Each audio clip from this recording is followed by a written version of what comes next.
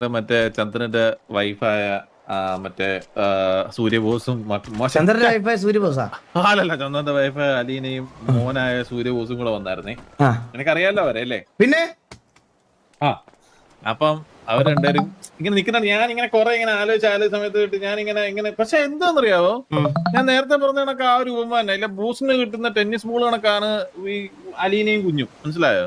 നമ്മുടെ ചന്ദ്രൻ എന്ന് പറഞ്ഞു കഴിഞ്ഞാൽ ഒത്തൊരു പുരുഷൻ, നമ്മുടെ ഗ്യാങ്ങിന്റെ നട്ടല് എല്ലാം ആയിട്ടുള്ള ഒരുത്തന് ഇങ്ങനൊരു കുട്ടി ബന്ധമല്ല. 2 ദിവസമായിട്ട് നേരത്തെ ചന്ദ്രന്റെ കൂടെ വന്ന് ചന്ദ്രനെ പുകഴ്ത്തി അടിക്കുന്ന പരിപാടി എന്റെ അടുത്ത് ചെയ്യല ജോക്കി.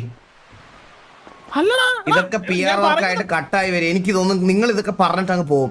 ഇതൊരു 40 ക്ലിപ്പായിട്ട് വരുന്ന ദിവസങ്ങളിൽ പല പല BGMകൾ കയറി വരും. എനിക്കിത് കേൾക്കാൻ പറ്റൂല. ഞാൻ പറയുന്ന കംപ്ലീറ്റ് ആയിട്ട് കേൾക്കാം.